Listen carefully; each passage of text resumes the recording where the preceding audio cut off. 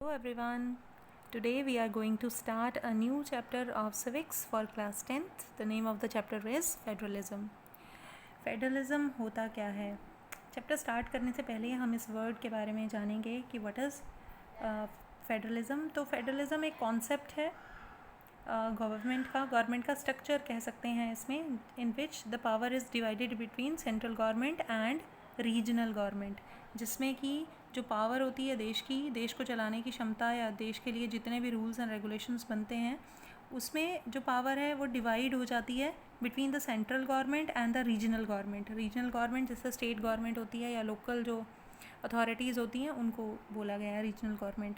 तो इसमें power divide हो जाती है फेडरलिज्म में. तो ये कॉन्सेप्ट कैसे आया और किस तरह से ये कॉन्सेप्ट जो है एडवांटेजेस है या फिर ये कॉन्सेप्ट की क्या क्या खामियां हैं वो सब हम इस चैप्टर में रीड आउट करेंगे.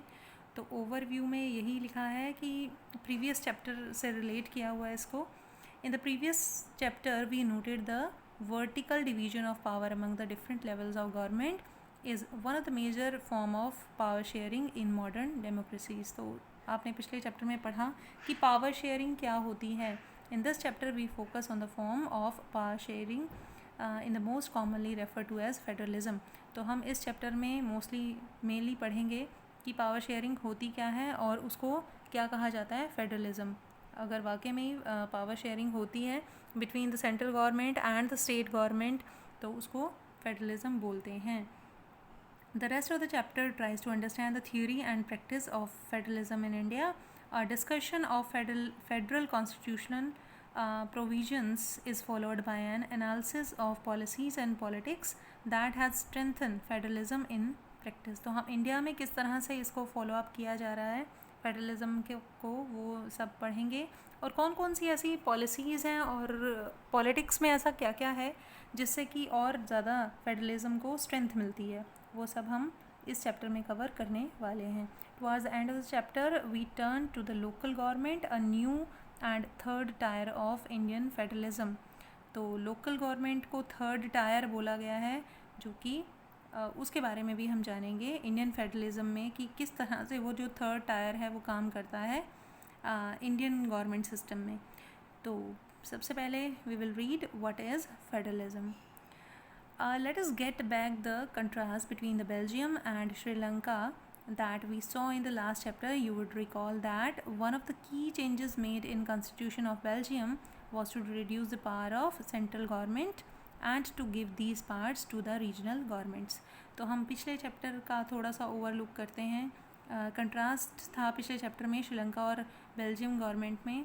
और बेल्जियम में क्या हुआ था कि बेल्जियम में जो कॉन्स्टिट्यूशन था बेल्जियम में उसने क्या किया था, जो पावर थी वो सेंट्रल गवर्नमेंट से हटाकर रीजनल गवर्नमेंट में डिवाइड कर दी थी. तो regional government existed in Belgium even earlier, और अभी तक भी बेल्जियम में जो रीजनल गवर्नमेंट है वो सर्वाइव कर रही हैं.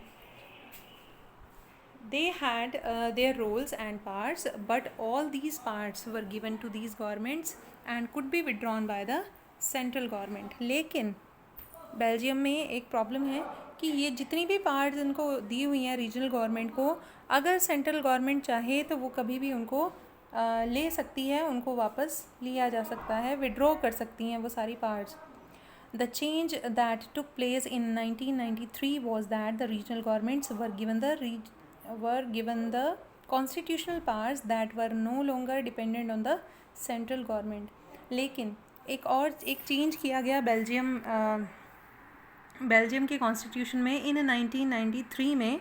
उस चेंज के अकॉर्डिंग जो बेल्जियम की सेंट्रल गवर्नमेंट है अब उसके पास ये कोई पावर नहीं है कि वो रीजनल गवर्नमेंट को जो है इंटरप्ट कर सके या रीजनल गवर्नमेंट के काम में वो दखल कर सके. यानी रीजनल गवर्नमेंट के पास जो पावर्स थी वो सिर्फ जो है उसी की रहेंगी और सेंट्रल गवर्नमेंट का उसमें कोई भी इंटरफेरेंस नहीं होगा. तो बेल्जियम में ये डिसीजन लिया गया था 1993 में. Thus Belgium shifted from a unitary to a federal form of government. तो आपको समझ आ गया होगा कि कैसे पहले यूनिटरी था, पहले सेंट्रल गवर्नमेंट के पास सारी पावर्स थी, और अब जो है central government as well as the regional governments are equally powerful. तो बेल्जियम जो है वो यूनिटरी से क्या बन गया था, फेडरल फॉर्म ऑफ गवर्नमेंट. तो श्रीलंका का अब एग्जाम्पल देखते हैं. Sri Lanka continues to be continues to be for all practical purpose a unitary system where the national government has all the parts. तो श्रीलंका में यूनिटरी सिस्टम है गवर्नमेंट का, जिसमें नेशनल गवर्नमेंट के पास सारी पार्ट्स हैं, सारी शक्तियां हैं. Tamil leaders want Sri Lanka to become a federal system. जो तमिल लीडर्स हैं उन्होंने ये बात रखी थी कि श्रीलंका को भी फेडरल सिस्टम अपनाना चाहिए.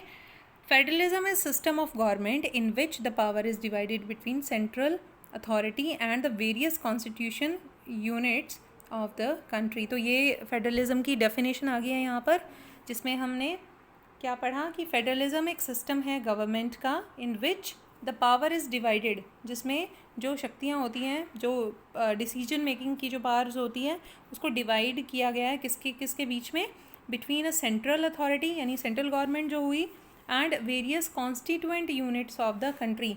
जो भी हम अलग अलग कॉन्स्टिट्यूशन में जो सरकारें बनाते हैं उनके बीच पावर्स जो हैं वो डिवाइड हो गई हैं. सेंट्रल गवर्नमेंट और जो रीजनल गवर्नमेंट्स हैं उनके बीच पावर्स को डिवाइड करता है ये सिस्टम, और इसको कहते हैं फेडरलिज्म.